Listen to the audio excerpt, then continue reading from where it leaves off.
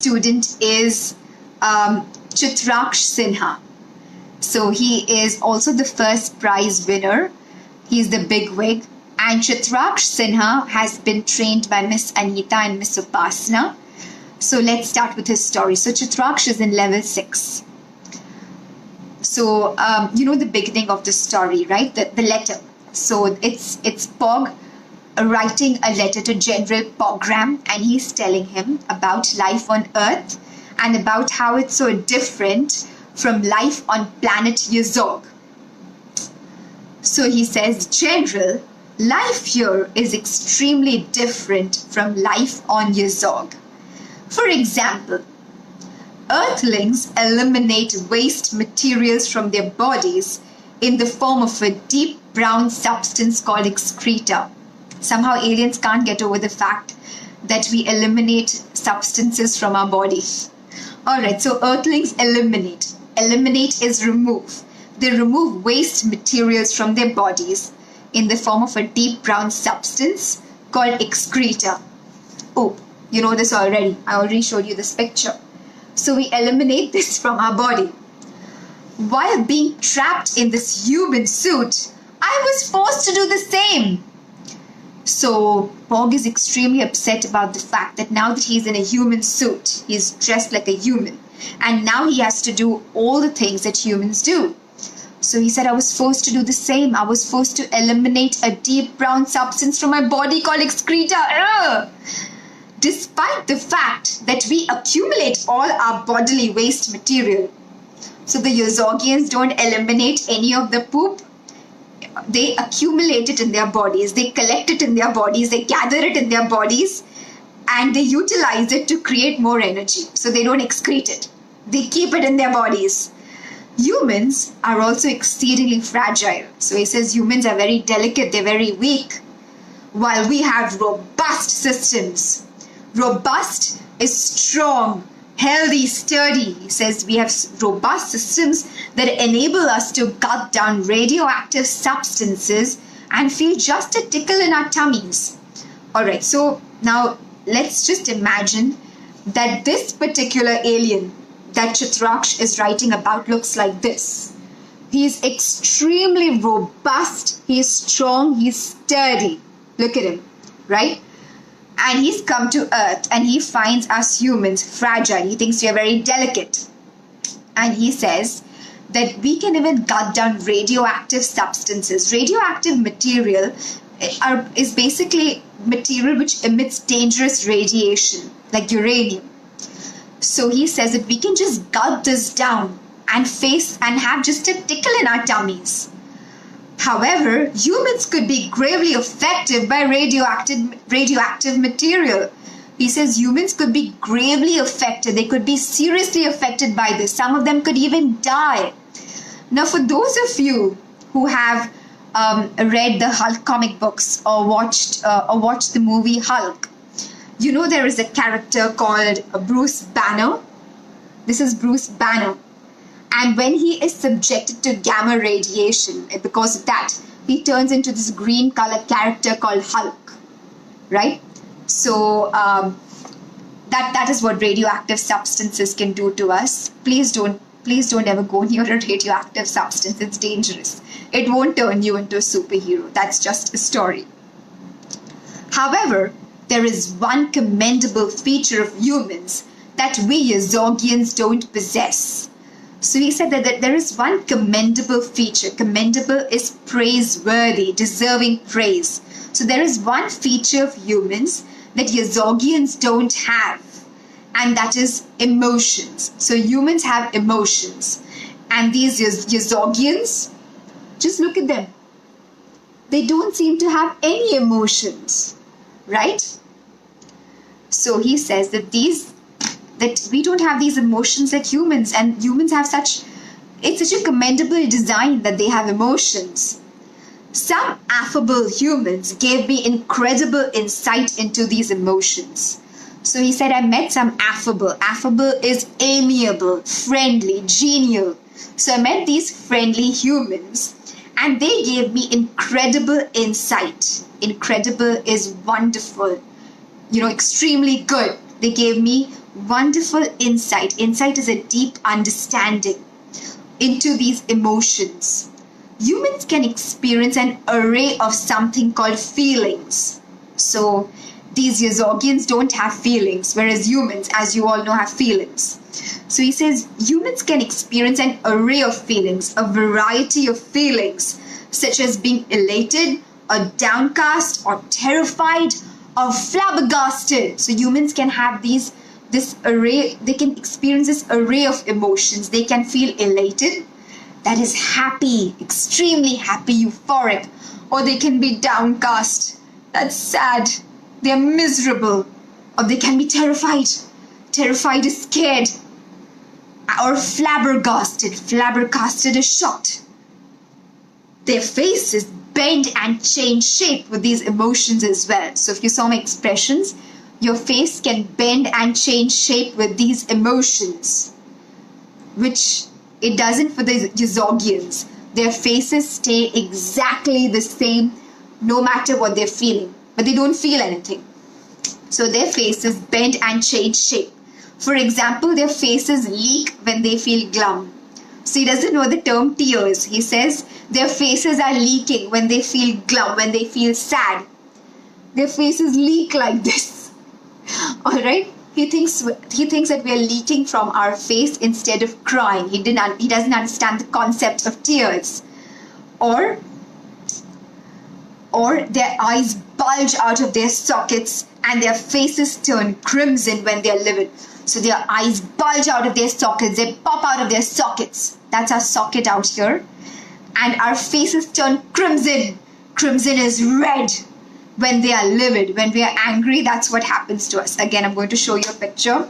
Look at this woman. Her face has turned crimson with anger, and even her eyes are bulging out of their sockets. They're popping out of their sockets. So he's saying, Yazogians, don't face any of this. And look at these humans. Their faces also change shape and color. It's truly fascinating. Fascinating is interesting. It's so interesting that their faces can do all of this. Their faces can leak. Wow. All right, let's move on. However, they are light years behind us when it comes to their technology. So Pog, this particular Pog, Chitraksha's Pog, is not very impressed with humans otherwise. So he says they're light years behind us. Light years is a long distance behind us when it comes to their technology. He says that their technology, human technology, is so old. Well, we can already teleport from one planet to another in minutes. So to teleport is to disappear in one place and to reappear in another. So he says we can teleport from one place to another, from one planet to another in minutes. Earthlings yet struggle to land on a neighboring planet. He says we can go from planet to planet in minutes. But look at Earthlings. They struggle to land on a neighboring planet. They're struggling to land on Mars and Venus. And these are the neighboring planets. How silly are they? They really should start thinking out of the box. When you think out of the box, you think creatively. Which Chitraksh has done. Chitraksh, you really have thought out of the box while writing this. Let's continue. General, I was astounded on seeing bulky computers and laptops with entangled wires on planet Earth. Now on planet Earth, all of you are probably watching this on a phone or a laptop or an iPad. And for them, all of these items are very bulky. Bulky is big and taking up space. And a lot of our wires are entangled. I have some entangled wires right here on this table. So I'm going to show you a picture. So this is what, that's a laptop, an example of a laptop on planet Earth. And these are our entangled wires. So he says the technology is so old, they're using all this rubbish. I am so accustomed to our floating computers that can be folded into a minuscule microchip and carried around that their computers seem utterly ancient in comparison. So he says, I'm used to our floating computers. So on planet Yazog, they are floating computers. I'm guessing they probably look like this. So they float in the air and you can use them. And they can be folded into these microchips. So you can open up the microchip and you can have a floating computer appear. That's actually quite amazing, isn't it? And I can't wait for the time that we humans are going to get all of this. And this particular floating computer can be folded into a teeny tiny minuscule microchip that looks like this. So that's what Pog is accustomed to. That's what he is used to. So he says that these bulky laptops and iPads and these computers are using, they seem ancient in comparison. Ancient is old. Now, those of you in level 5 and level 6, you've also done this word antediluvian, right? So this technology seems antediluvian. It seems ancient. It seems old in comparison. General, I was staggered to find out that human beings still use fossil fuels for energy and have been cutting down trees incessantly, thus leading to a terrifying global warming issue. So all these aliens think we are ridiculous because we're using fossil fuels for energy. Fossil fuels are, for example, coal. You've done this at school. So we're using all of this. And we've been cutting down trees incessantly. Incessantly is without stopping, endlessly, relentlessly. And this has led to a terrifying global warming issue. So I explained this to you while I was reading Siddharth's write-up, that the Earth's temperature is increasing, right? And this is extremely scary. It's terrifying. It's petrifying. It really seems like the human race is full of nincompoops. Look at this alien. He's calling us nincompoops. He's calling us silly, stupid people. He thinks we're silly people. That's a nincompoop. What's more, they may not be alive in a few years thanks to their silliness. He says they're so silly. They're such nincompoops. They're cutting down these trees that keep them alive, and they're using these fossil fuels, and they're spoiling the very planet on which they live, and they may not be alive in a few years because of their silliness. Apart from the fact that their bodies and feelings are so beautifully designed. So he says that these humans, their bodies are so beautifully designed.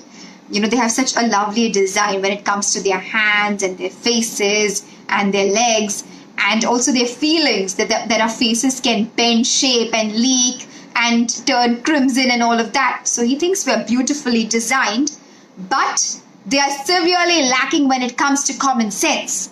Severely lacking as they do not have enough of common sense. Do send me a Zog ship speedily for me to teleport back home, or General. He says, General, please send me a Zog ship. Zog ship is a spaceship from planet Yazog. So he says, please send me a Zog ship so I can teleport back home, so that I can disappear from Earth and reappear on Yazog. I can't stand to spend a single moment here with these dimwits. He says, I can't stand to spend even a single moment here with these dimwits, with these stupid people and their egregious ways. Egregious is extremely bad. I can't stay here with these silly people. Yours impatiently, Pog. He says, please send me a Zog ship. So I'm guessing this is what a Zog ship looks like. It's extremely futuristic looking, and this is going to help him teleport back to planet Yazog, and he's very impatient to get back home because he thinks we humans are nincompoops. So that was the end of Chitraksha's write-up. Chitraksh, that was truly a phenomenal job, and it seems to me that you are a science aficionado, and we really had a wonderful time reading your write-up. The vocabulary used was absolutely commendable. So yes, let's continue. So someone says both of the stories were absolute opposites. Yes, they kind of were, because Siddharth admired us humans more, but he of course pulled a